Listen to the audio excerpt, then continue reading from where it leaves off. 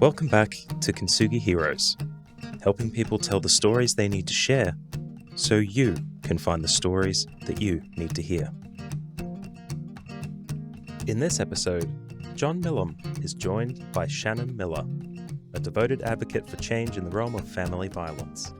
Shannon's journey from a young man struggling through school to an army recruit and eventually to a social worker is both inspiring and enlightening. Shaped by personal experiences and the witnessing of trauma in his early and professional life, Shannon found his calling in supporting communities and working closely with families affected by domestic violence. His unique insight into male behaviours and his dedication to understanding the roots of violence provide a refreshing perspective, emphasising not just intervention, but holistic family support. Join us as we explore his commitment to creating safer, more nurturing environments for all.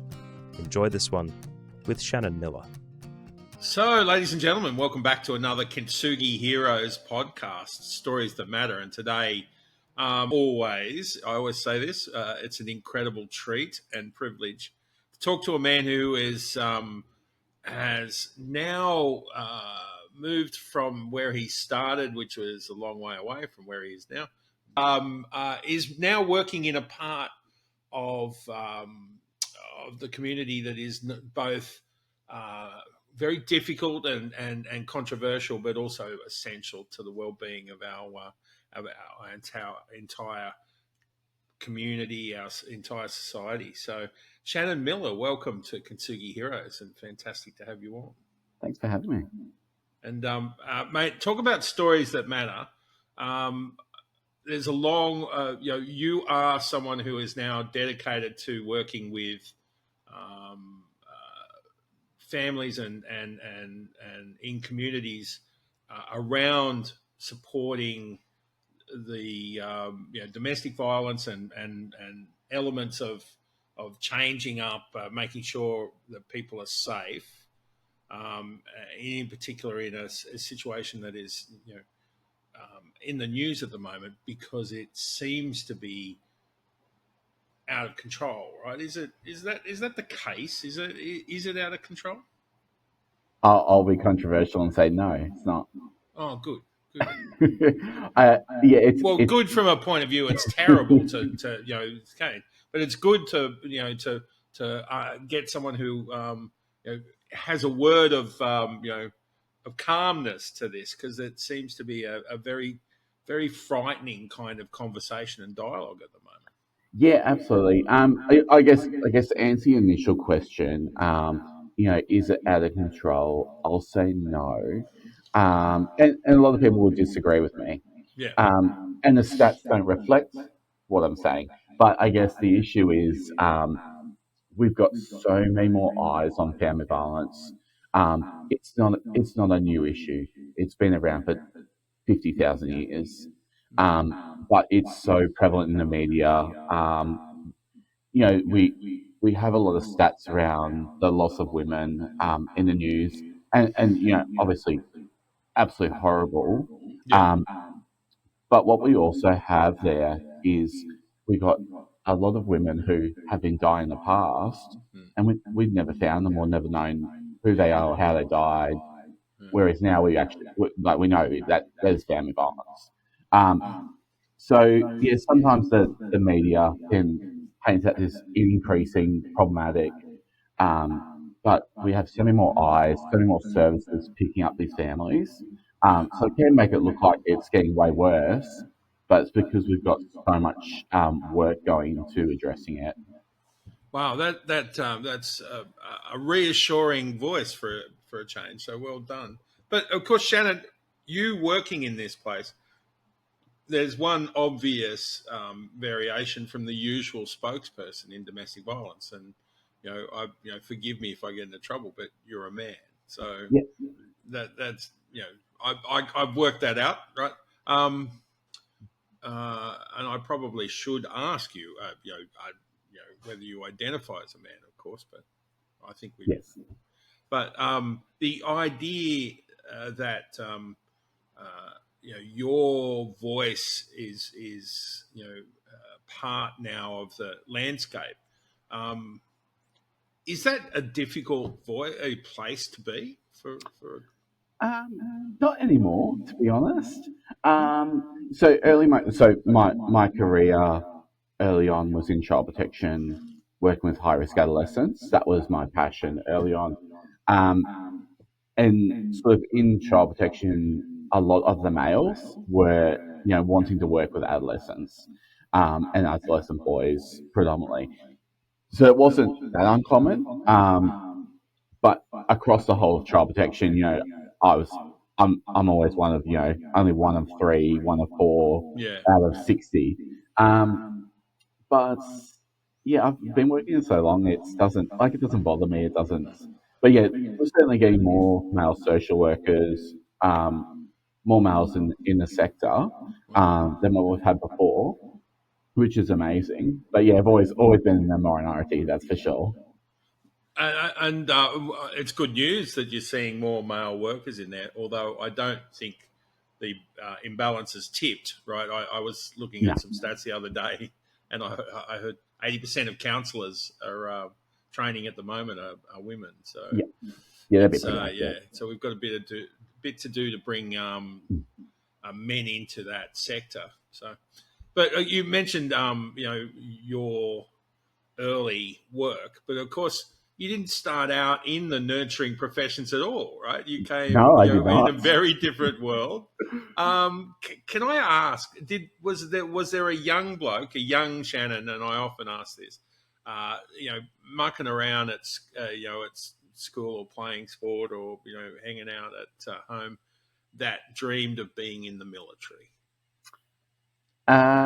Probably not, to be honest. So how did Uh, you end up there? yeah, sure. So, school wasn't a great time for me. I didn't enjoy it that much, and I skipped most of it. Right. Um, so it was, the parent ultimatum was, get a job or get back to school. So, I became a butcher.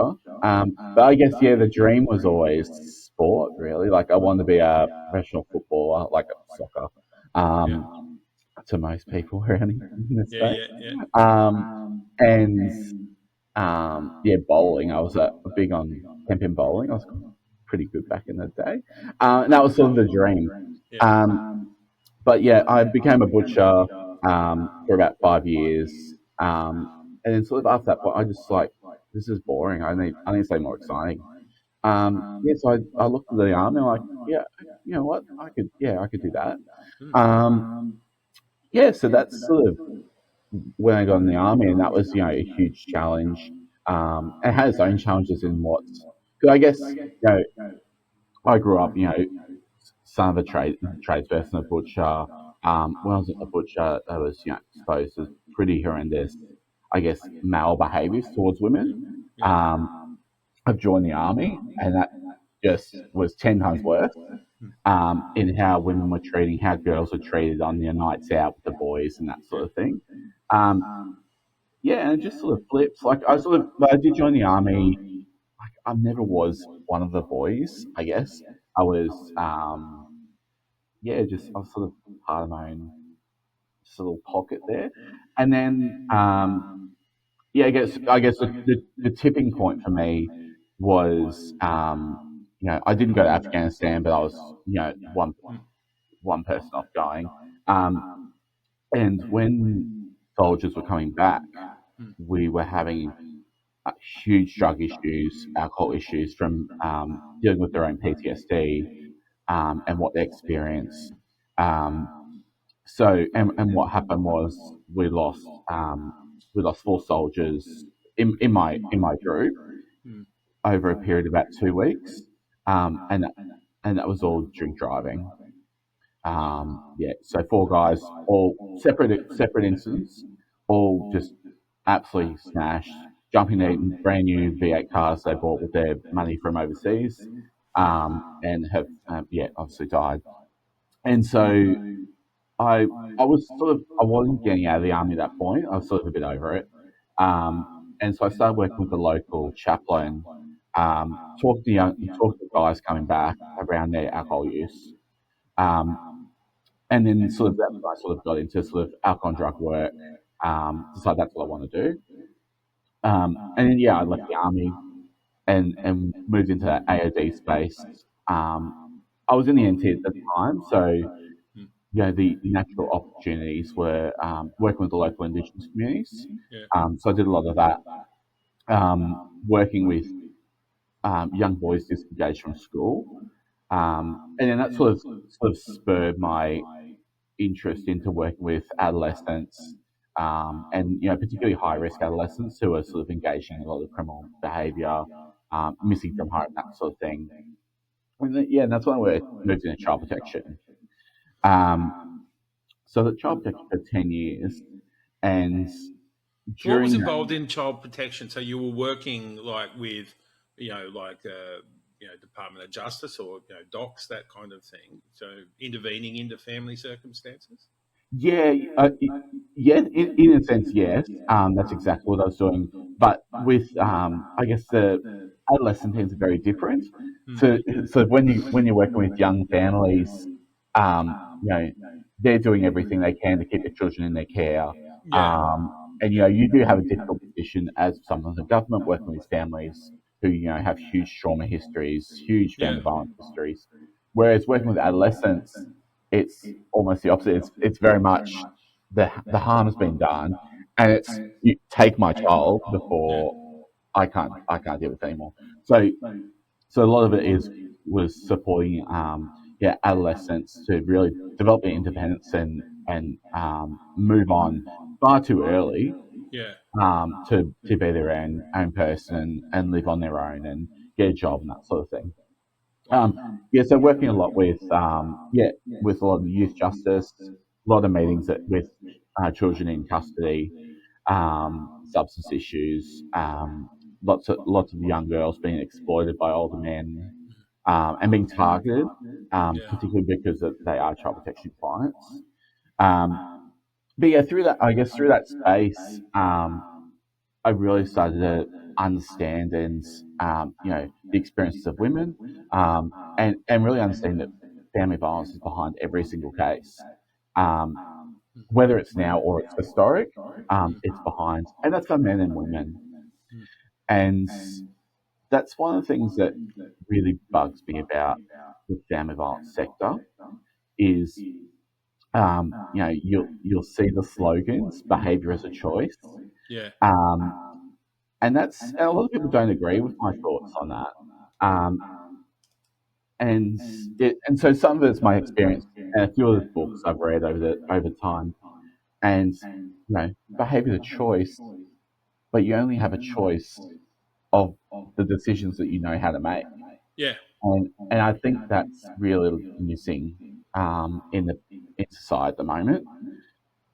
Um, and one of the things that really tipped my thinking on this was I was reading a book about death row in the States. And there's just the life stories of these men who are on death row, Hmm. and they were horrendous Yeah. stories. Yeah. And one of the stories was a guy who's on death row for I can't remember what he actually did. But he was talking about when he was a kid, his grandma got a new boyfriend, brought him home, and there was family violence between them, and he was 5, and he pulled out a gun Wow. and shot the guy. And sort of he's talking about the story to this writer, journalist, and saying that that was not an uncommon opportunity. Like that was an option that he had, and was know that he could have at 5, that he could pick up a gun and shoot someone to solve whatever's going on. And I was thinking about my own son. I'm like, my Yeah. son will barely pick up a toy gun. Like it's not a choice he could make Yeah. because it's not a choice he even knows is an option. And I started reading more into that. And so the work that I try and do outside of my professional role is, supporting that work with men who are using violence, and struggling with those choices, and trying to work through how those choices come into play. Um, because there's almost no perpetrators of violence who are male that we come across that don't have a history of violence against them, child, childhood trauma, family breakdown, and it just gets. If you're a victim, it becomes we'll look at what this person's been through. But if you're a perpetrator, they had a choice to do that. That's on them. And it is. They're still got to be responsible for their behaviours.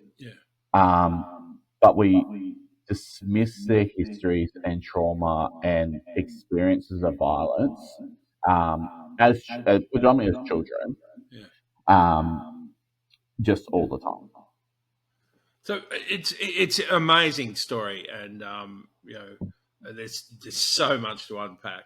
But just what popped up then is the idea of the perpetrator is demonized, right? But there's no you working with families, like the whole idea of an adolescent gets to a state where he becomes unworkable in the family, but he was he wasn't always in that state, right? So what helped him there.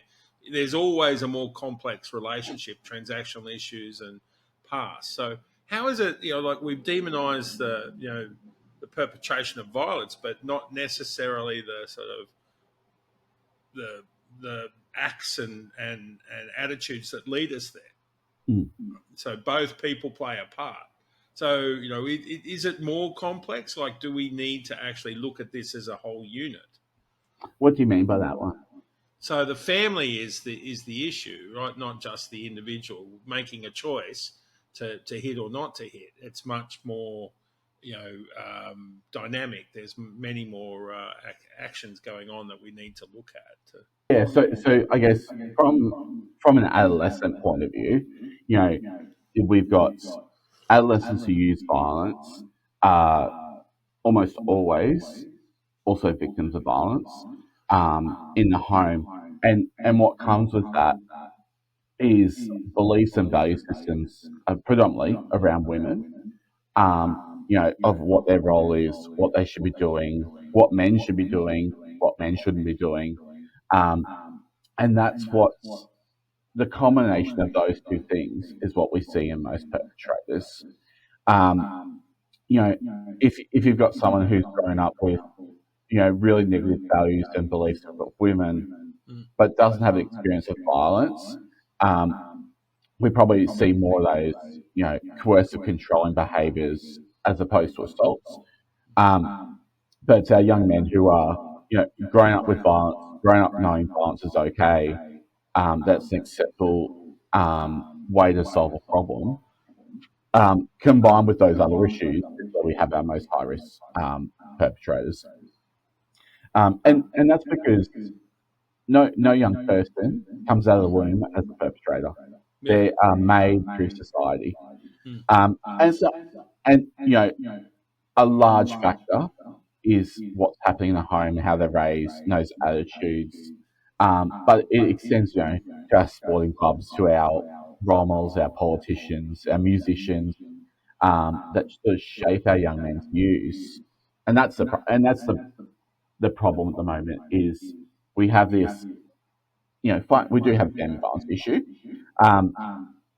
and we've got family services trying to solve it, but the whole community needs to be, and the whole country needs to be on board, because you can't have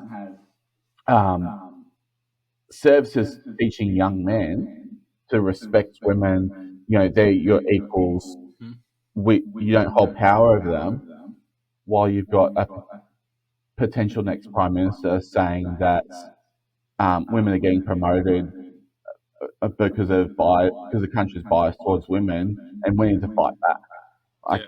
It can't happen at the same time. Well, what about the idea? Young men are going to hear a story in that situation of respect and equality and service, and but there are so many areas where it's acceptable, right? It's almost habit to be disrespectful to women in, say, workplaces and our sporting clubs, as you pointed out, and so on. So Yeah, it's not like the young men even truly sort of are dedicated to it. They just go through it almost like habit. yeah, absolutely. Because they're promoted to the complete opposite in so many ways. And in all honesty, a lot of sporting clubs, particularly, are doing so much better. And doing really doing some hard work with addressing it. Um, but I guess sometimes that's the default. It's sort of we've got schools, we've got sporting clubs, and then we'll just ignore everything else. So I think sporting clubs and schools particularly have done an amazing work over the last, especially 10, 15 years, with addressing some of the core issues. But it's got to go further than that. I just want to go back a little bit in your story, right? Because you mentioned briefly with a little wry smile that you needed to get a job because it sounds like you had your lived experience of being a challenging adolescent was a part of your learning. And what did you now, when you look back at your young self and that problematic relationship with your parents, what can you pull out of that, right? Was there a secret for you managing young people now, or was there information in your situation that you use now that you have insight in as a result? Um, Not sure. Like, I guess I wasn't as problematic as others. Um, so I was sort of, I wanted to be the good kid, but I hated school. And I got bullied at school, and I just hated going. Um, so I wasn't that mischievous. I just didn't want to go to school. Yeah. Um, but I guess, yeah, so but I guess still obviously I had issues with that I reflect on now that I grew up with, grew up in racist views, rigid gender roles. But through that, I still was taught to want to help others. Mm. And that was part of why I wanted to join the army. Mm. Like I wanted the physical challenge, Mm. but it wasn't, that getting a gun or anything that was the motivation. It was I want to go to countries and help people. Yeah, yeah. And that followed through into my AOD work, my child protection. That was always a strong part of me. And that was through my parents, that was through my schooling. I always had that want to help others. Um, but I guess to help young people now, the the biggest thing is my learning through child protection, and just seeing what young people have been through. Like you look at these news reports on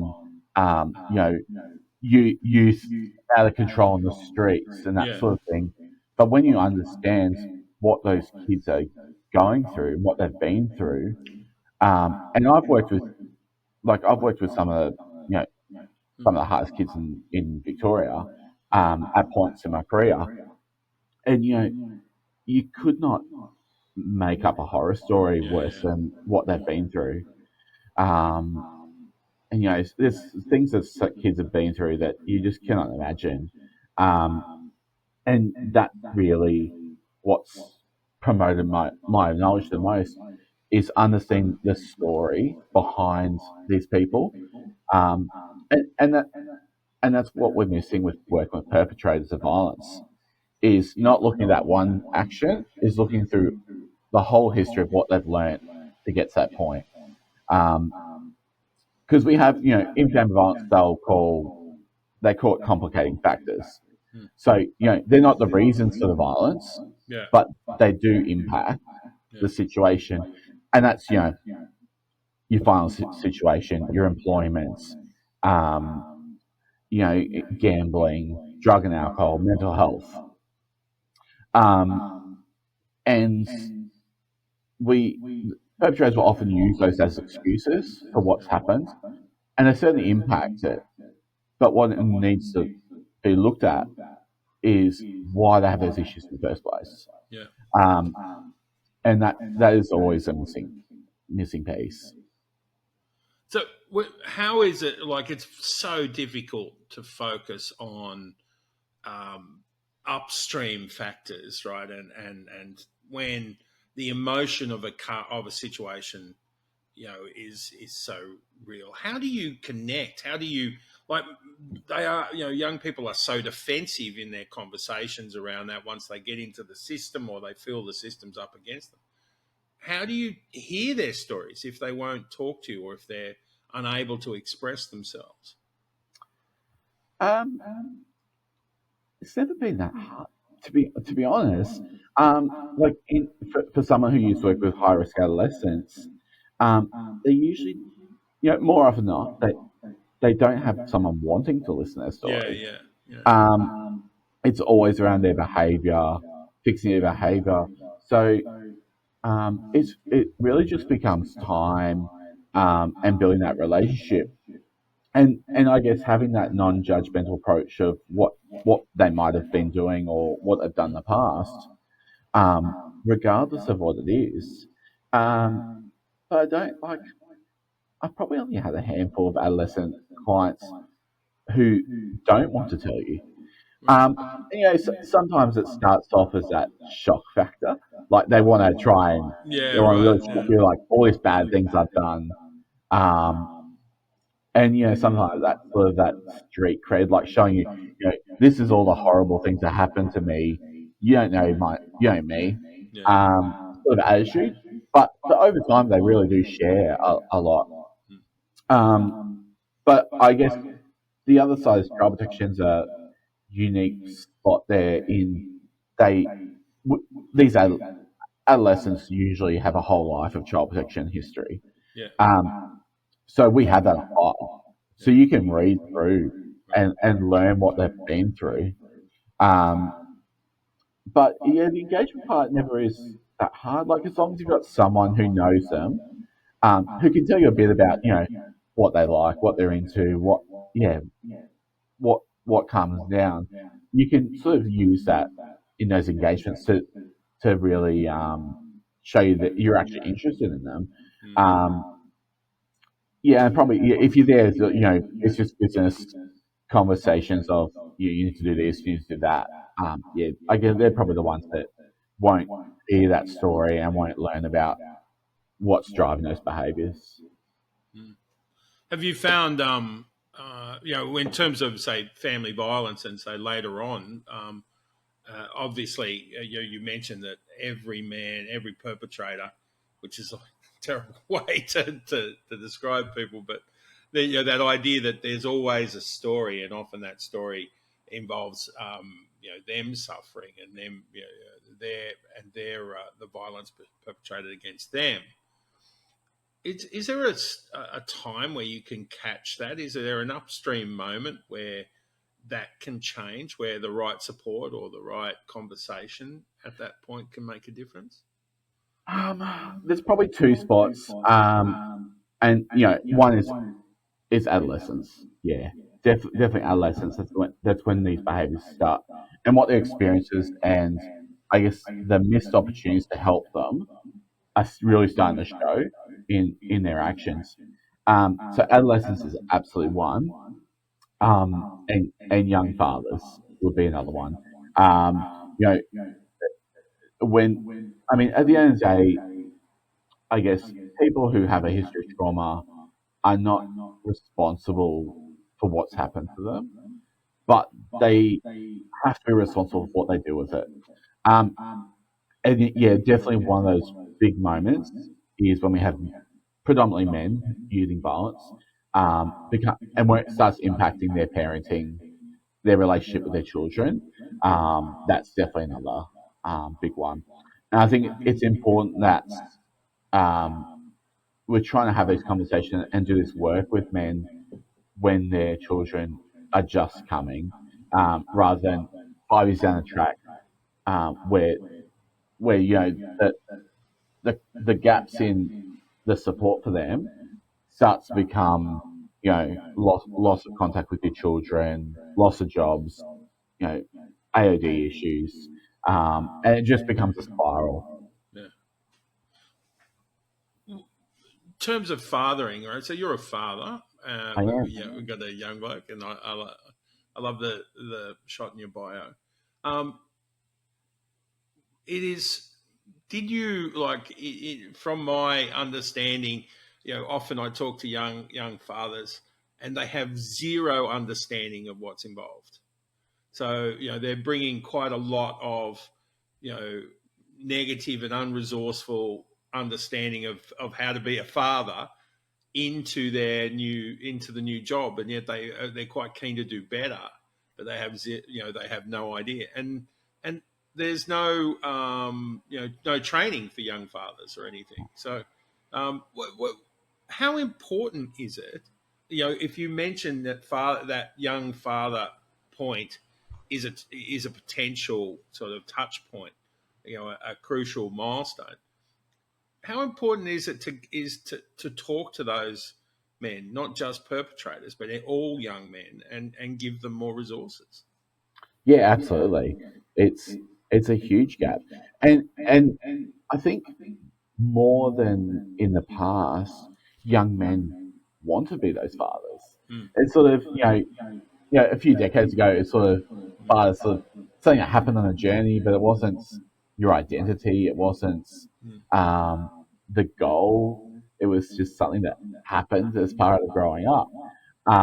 Whereas I think there's a lot of young men who really want to be that father, and also I think with just how we talk about it differently these days, and the information out there and internet and all that, I think there's a lot of young men who also want to um, overcome what they've mm, had as parents, mm, and they want to take all the things that they experience mm. and make sure their child doesn't experience that. Yeah. Um, so yeah, there's absolutely work to be done in that space.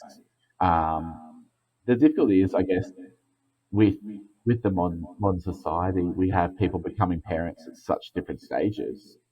We've got people who aren't having kids till their mid 30s. We've got other kids having, still like having at a younger age.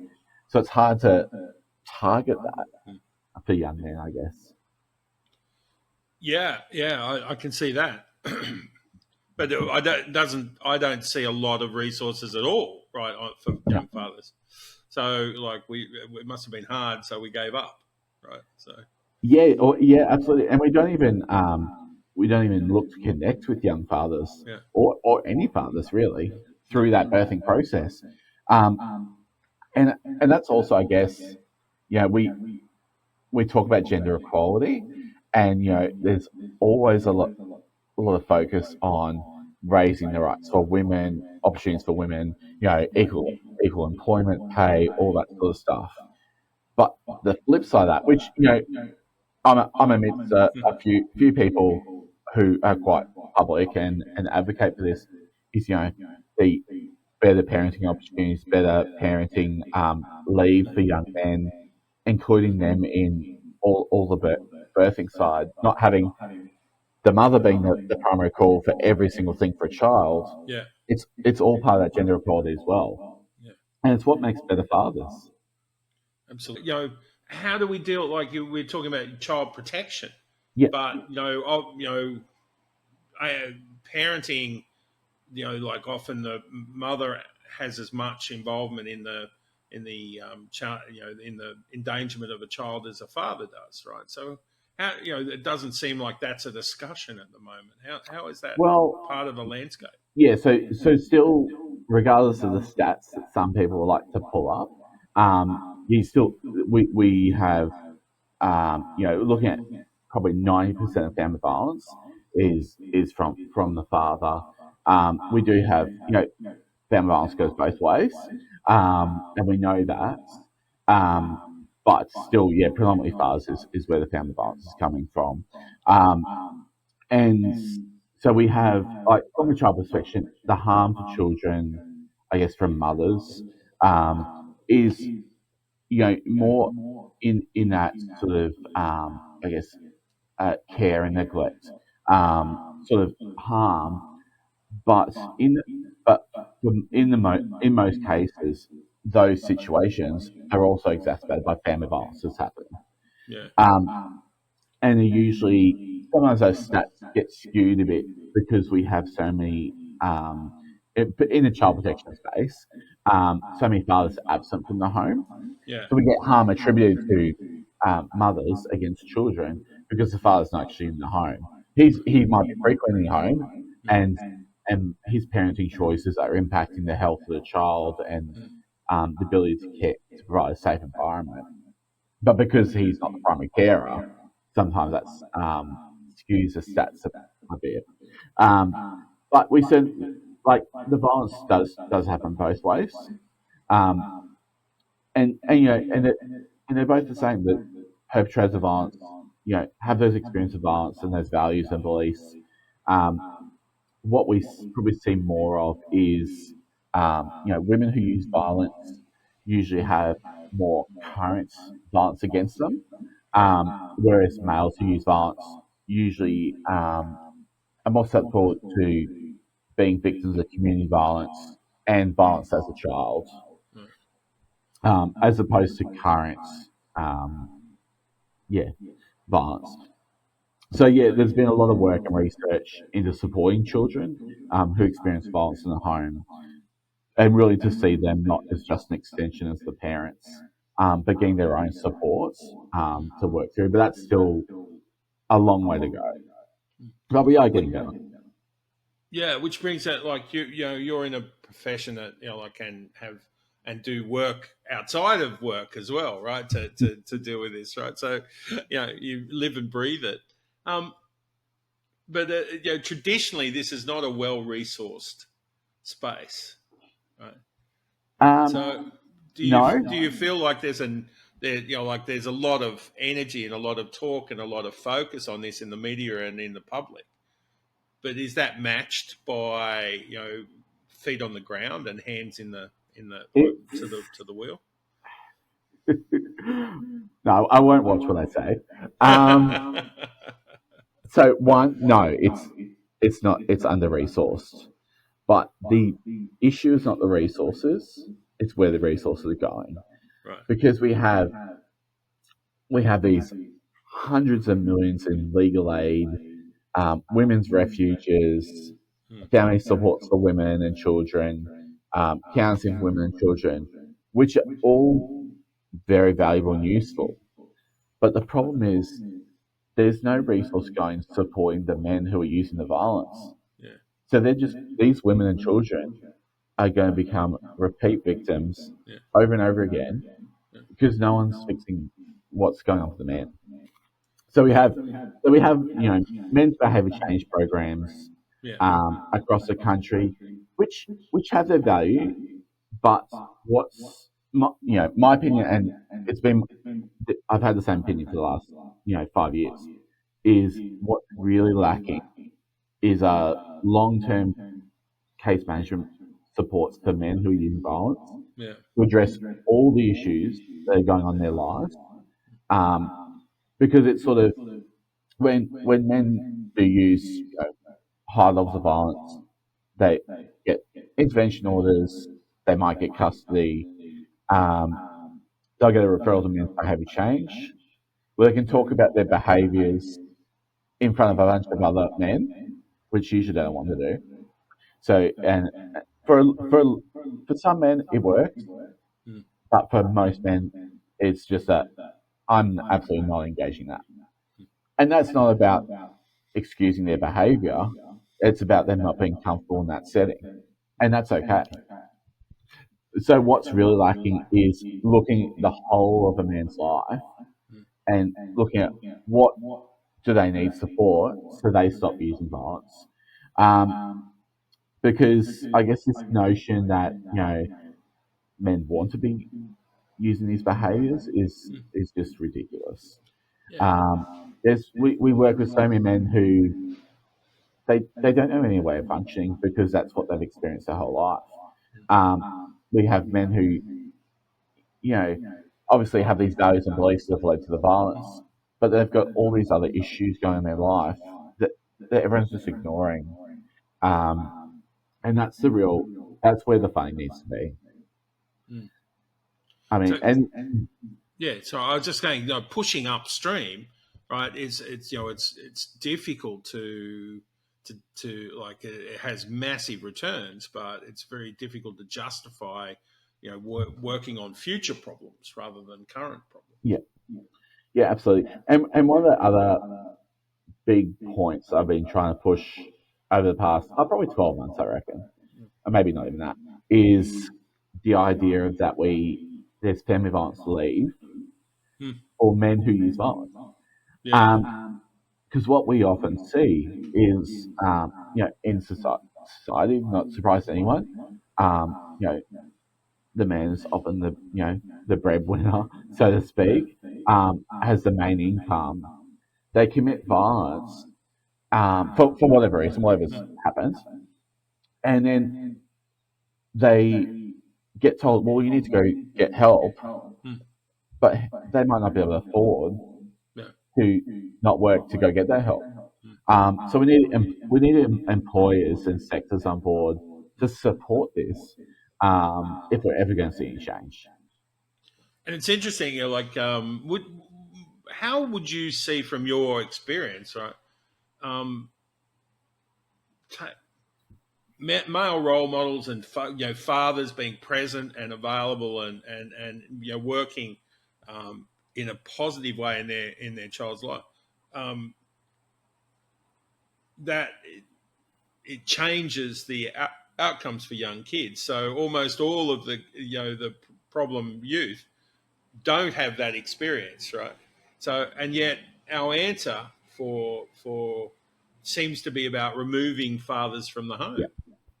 So where does that policy come from? I guess it's just a response to safety. What drives Yeah, it? yeah, absolutely. And it's the same. I mean, it's the same thing child protection's been doing for decades. Is you know, if we've got a child that's unsafe, we remove them, and that keeps them safe.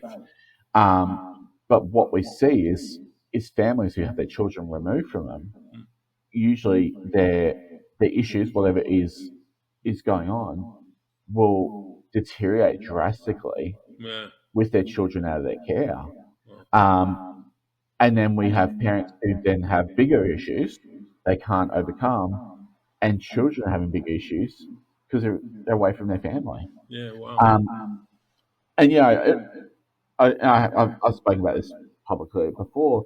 You know, I've seen so many children removed from parental care who are actually worse off Mm. in the end than if they were just they're not left in those positions. Mm. And whether that's with depending on who they were placed with, who has Yeah. caused more harm, Yeah. or just their overall functioning Yeah. has been so far worse from being out of parental care. And we do the same with family violence. There's a few models overseas where they actually focus on keeping the family together Mm. and working through the issues. Whereas we have probably a very American, black and white custodial approach where, locking a father up Yeah. is a solution, and we ends up with fathers who um, you get far worse in their behaviours and their functioning. We have children who fare far worse because they have no father in their life, Yeah. and often um, the mothers and children in these situations um, often have violence perpetrated from someone else um, because we're not able to address those issues. Do we see? It's interesting about like certain communities that have violence prevalent in amongst the communities. Right? Is that so? One would then think that it relates to socioeconomic drivers, right? But family violence is present in every socioeconomic category, right? So Yeah, what absolutely. why do we focus? Why is one community more sometimes considered more prevalent? Yeah, sure. So I guess it, mostly I would say it comes down to complicating factors for violence. and there's violence in all situations, um, and all demographics. Mm. But where we have more visibility on Mm. violence in the home, is often these families that have we've got employment issues, housing issues, gambling, finances. Um, so they're all these factors that increase the likelihood that violence is going to happen, and that you know ongoing conflict within the home, and then having children who are raised in violence in with other issues, to then use those as they get older. Mm. Um, yeah, so I'd say that that's the biggest reason Yeah. we have that focus, and because you have police, child protection, they often know a lot of these families in those areas, then they have more visibility. Because like in child protection, sometimes once a family has a history, there's been quite a few Yeah. concerns, Yeah. then small things which might happen in any family then become a bigger issue. Right. And they'll have a report to child protection on something that 10 other families are doing the same, but because they're known, they have a history, they'll have that further eyes on them. So what do we know works, right? And if you had a perfect scenario, all the resources you needed to take a family with complicating factors and family violence prevalent, throughout the relationships between parents and children and so on, what would you be confident doing to get good outcomes? Engagement with men. That's the absolute number one, is engaging with men, um, and treating them as a human being and not on their behaviour. Understanding that, trying to get to know their story, um, and taking I guess a human rights approach to working with them, as opposed to a black and white, custodial approach of Yeah. do this, don't do this, or you go to jail sort of attitude. Um, yeah, the more we shame, more we demonize them, the less engagement and the less likelihood that their behavior is going to change. Um, yeah, that would be my number one. There are many cultural boundaries for men to navigate. Right, masculinity, is under the microscope at the moment for being toxic and for not serving the community properly and causing all sorts of other things. How how much is culture? Do you think, like, is it intrinsically a problem with masculinity? No, I say no. So I have this conversation with lots of people. Like, masculinity is not is the act of man. Like, Yeah. it's not negative. It's not positive. It's what it is. Mm. And looking at things as toxic and that sort of thing is really problematic. Mm. Um, yeah, it's just, it causes so many problems. And we have these online personalities that try and Yeah. target, and take advantage of this situation. Um, and so I guess the reality is, it, well, I guess the social media focus is the problem, um, because when I go to schools, when I meet with young men in sporting clubs, I see young boys who have such a better view and value of women, Yeah. of you know positive roles in the Yeah. community, than when I was a kid. Yeah. The behaviours I see in schools is drastically better than what I saw and was encouraged to do when I was at school. Um, and I think this idea that this toxic masculinity is infecting everywhere, I think it's garbage. Yeah. I think the on over the whole of community, we are raising far better men than what we used to. That's my opinion. Yeah, yeah. That's a really cool take on it. It's interesting, right? So, if we were to change something in the culture to support those young men taking that attitude into adulthood and doing better in families and so on, and fighting the old patterns, what would you like to change in culture? What do you think what could we embrace that that might help you do your job? Yeah, sure. So I think we're slowly getting there, but I think just normalizing this new role of men in society, and it's changed. Um, you know, young fathers have such a different role with their children these days. They're much more involved, and we need to support men to be ready for that.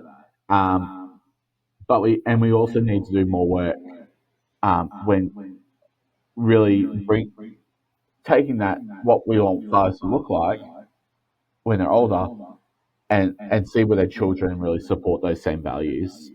Um, and because I see it all the time. Like let's see, even my son's school, we see name calling that boys are better than girls. I Yeah, mean, my son was in childcare and he had there was boys pushing each other over, yeah. essentially assaulting each other, and it was just like, "Oh, boys will be boys." I'm like, well, no, if we want them to be better adults, we need to help them be better children. Um, and but we can't just rely on schools and parents to do this. We need the whole community on board. Yeah. Um, and it's hard because you know, um, you know, we have sports and activities that have always been a passion for young men, and they can be problematic. But we can't just cut those out um, and and and remove them and say, well, that's not so more. Um, but also support young men to you can be okay with this, but it we still need to promote the equality elsewhere. A big one is because I've got some colleagues who are huge on MMA, Yeah. and it's hard. Like when we're teaching boys to be respectful, we don't want you to be violent. Here's some MMA where they're just going to beat each other up. Yeah, yeah, yeah, Um, yeah. Yeah.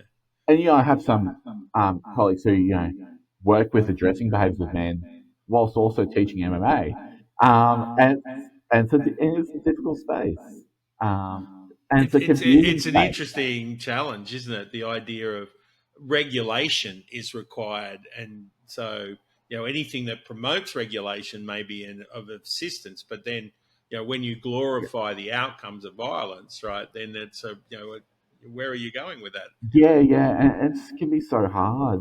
And then for young boys who are at school, like if they oppose that, like, well, are you a real man? You don't Mm, even like fighting, and mm, um, and and it's hard for them to be something else because it's fucking the norm. mm. Um, and so it's just so hard for Yeah. young men. But I mean, we can definitely get there. And I think we are doing better. I don't think the media um, is a good reflection of how No. much better we are doing. That's good news. You're incredibly optimistic and positive. So great job, Shannon.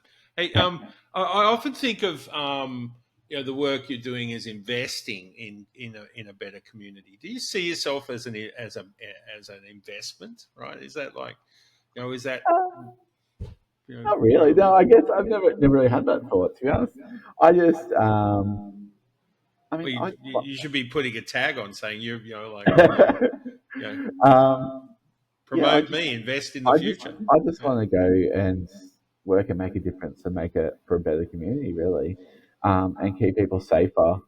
Um, and to go to work knowing that I'm doing something positive. Um, I don't often think myself as an investment. Well, I think it's an investment very well worthwhile.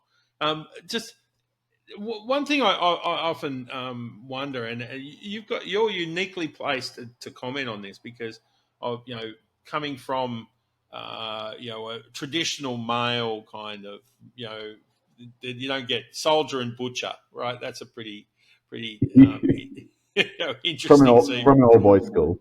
from an all Yeah. beautiful, and then all the way through your work life, right? We often and working with AOD and violence, I see those as attempted solutions from men, not as problems. So that's the wrong solution, but they seem to be trying to solve internal, psycho-emotional, issues that we don't help them with. Right? Yeah. So alcohol, drugs, family violence, domestic, violence, and other behaviour. Is trying to solve their problems. Is that something you can see? Yeah, absolutely. I mean, none of these behaviours happen for no reason. Um, and when we use these behaviours, regardless of what they serve a purpose for that person. Yeah. Um, Yeah. and we, you know, talk about, there's lots of talk about coercive control and stalking, um, by predominantly men at the moment. Um, and what we often see is behind that behaviour, like on one side you've got this, this manipulative psychopath sort of narrative, but behind these is often this insecurity and worry that person's having that's driving these behaviours, and we need to work on that. Yeah. Yeah. Um, and we're just not going deep enough with supporting, the experience that are shaping these behaviours.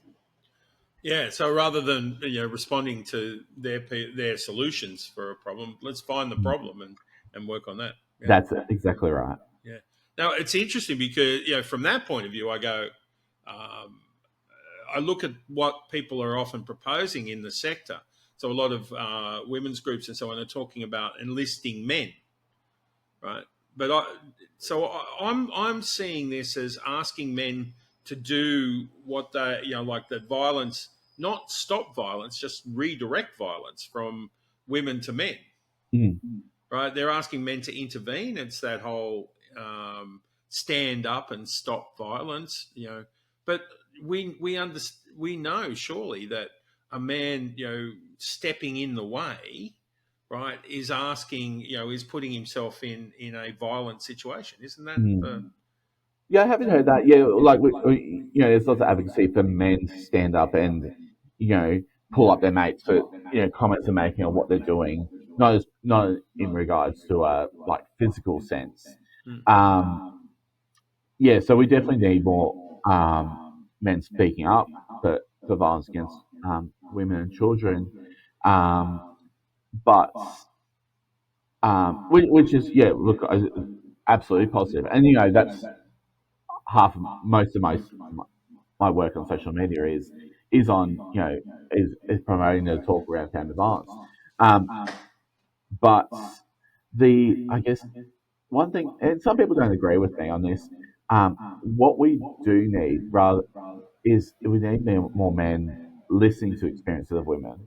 Um, and, certainly my own growth and my experience would be completely different if I didn't learn from my female colleagues, from female victims, but also listening to men who have used violence and understand their histories and what they've been through and what's going on for them. Um, so I think there's just as much um, work to be done in listening to men and promoting men to talk around what they're going through, as there is standing up. Um, and because I mean, we know family violence is wrong, we know there's an issue, but we need to understand what's behind those behaviours. Certainly. There are constant calls to make the legal consequences of family violence more significant, or increase the punishments and so on. Does that help? Temporarily. Right. Long term, no. I mean, that's my opinion. Lots of people would disagree. At the end of the day, if you've got say a man who's potentially going to kill a partner, he's in custody. That's a better outcome. But they get out, and what we see in this sector is we see, IVO's in place, they've breached the order 20 times. They get remanded for 6-8 weeks or whatever it is. And then when they're out, it's just, we're back to square one. No one's engaged that man while they're in custody because they've been in custody. Who cares about them? They're locked up. And then it's just back to square one as soon as they get out. And then the victim's back at risk. He's got no support to address what's going on other than the threat of more custody. And some people that works. Some people, the threat of custody is going to change their views, but more often than it's not. We need more work early, more interventions and therapeutic supports when we're starting to see these behaviours rather than locking them up. I don't think that's I mean, I say it all the time. There's not a single social issue that's been solved by custody in any country. Yeah, it always finds me. I always get a little, confused as to, because men can't work when they can't, go into custody and come out. Like, no one will give them a job. So, how are they meant to go back to being a provider and supporter of their family when they can't even, when we've changed the game for them? Right. And I mean, I'd almost go as far to say that custody probably increases the complicating factors that lead to family violence, because they've got no job. Sometimes they're exiting with no home, are homeless. Yeah. It exacerbates gambling issues, ADD issues, and increase the likelihood they're going to cause more harm. Yeah, probably increase the chance that they've suffered trauma as well. It was amazing. What do you think? What do you like doing about your work? What do you think is the best bit? My role's a bit different from others. In my role is around supporting staff, develop their knowledge. So my specific role is addressing the gaps for disability and family violence. So what I love about my job is seeing the growth in other staff, and seeing them progress and get better outcomes, and improve the outcomes we have. So that's what I love about my job. And I guess one of the other jobs I really don't like the white collar corporate side of the world, capitalist nature, and so the knowledge that I'm going to work, I'm not trying to make money off people. I'm just trying to make their life safer. Hopefully, get on, reduce the issues they got in the home. Hopefully, their kids are getting better outcomes as a result of the work I'm doing. That's what I love about my job. Sounds like purpose-driven work, mate. Absolutely. Yeah. And what do you see as the future of? Do you see us solving some of these problems that seem so difficult, so intractable? I think slowly we will get. I don't believe we'll ever solve it. As long as there's people exploiting other people, that we are going to have family violence. We can't possibly solve family violence while we have people who can't afford to eat, gambling issues, people being, working for ridiculous amounts of money, that can't feed their family. We work in a society that is driven by power and control, which is actually what they stays behind all family violence. Yeah. Yeah. It's the imbalance is stark down on the ground where you are. So yeah. Yeah. What?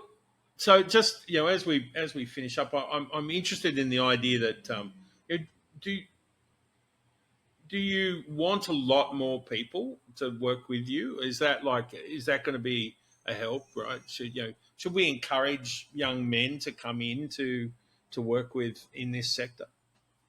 I mean, there's always vacancies in family violence, and we always need more people. Um, what I would like to see, if I was encouraging young men to get in this sector, I would be encouraging them to work or create their own businesses. Try and engage young men in healthy masculinity, educating around family violence, and breaking down those rigid roles. And we've got some amazing. There's a few providers out like Man Cave does some great work. There's Tomorrow Man's. I'm a big fan of their work. And there's a few other small agencies that do similar work. And I think that's what's going to have the biggest impacts.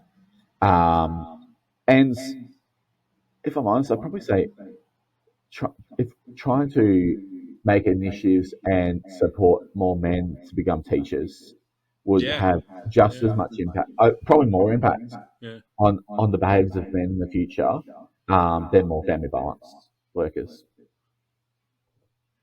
Yeah, and you were incredibly positive and upbeat about it. Is that? Do you think we'll? Is the overall? What are you so positive about? Do you think we've got reason to be positive? Yeah, absolutely. I, I grew up in the '90s, and the stuff that happens at schools and young boys, it was really awful. Like some of the behaviours, like you go look at some of the TV shows in the '90s, you could not get away with putting on TV these days. Yeah. Um, and some of the movies, like what we used to call comedy back then, there's movies that I thought you used to think were the funniest things on the planet, and you pull them up these days, and I'm like, that is so inappropriate. Yeah. And I think when I think about stuff like that, I think we actually have come a long way. We can take this negative approach and look at the problem. I think one of the problems for me is information is so easily accessible these days, and you can take any aspect of life and focus on the negative and not realize how much better we actually are doing. Yeah. Yeah. So I guess that's where my positive comes from. I think we're doing far better than what we make out we are on particular social media. Nice. And of course, you're a young bloke. What do you see ahead in terms of relationships and stuff for him and his peers? Right? Yeah. So Cam's definitely grown up in a gender equality driven household, that's for sure. I mean, he still loves his typical boy stuff. But yeah, definitely. He tells he wants to be a swim teacher, but I wouldn't be shocked if he was a social worker or a teacher. Wow. So very morally driven, I'll say. Nice. So he's probably going to be the narc of the school, I reckon. I remember he's only in grade 1, but last year, first day of school, and the teacher started writing on the whiteboard, and it was like one of those built-in ones to the wall, and he was like, "Oh, I don't think you're supposed to write on the wall," and that was like day 1. Yeah. No, he's pretty good. He'll be a born, school captain. Yeah. Not sure about that. No. That's amazing, mate, and thank you. I reckon there's hours more. I'm so interested in what your insights and your experience, right? And refreshingly, your attitude towards helping men who are under resourced and under supported in this space, right? Because families depend on them. So it's amazing work you're doing. Thank you so much for sharing some of it today, and I look forward to talking more about the amazing stuff that you're out on the ground making a difference in every day with the community. Thank you, Shannon. Thanks for having me. Thank you for listening to this episode of Kintsugi Heroes. Thank you to Colin Lilly for permission to use Broken as our theme music for this series. If you enjoyed this conversation, share the podcast with a friend and let us know by leaving a rating and review on Apple Podcasts, Spotify, or wherever you get your podcasts. If you'd like to support Kintsugi Heroes and the stories we share, head to kintsugiheroes.com.au and follow the instructions to make a tax-deductible donation. Thank you for listening, and we'll see you next time.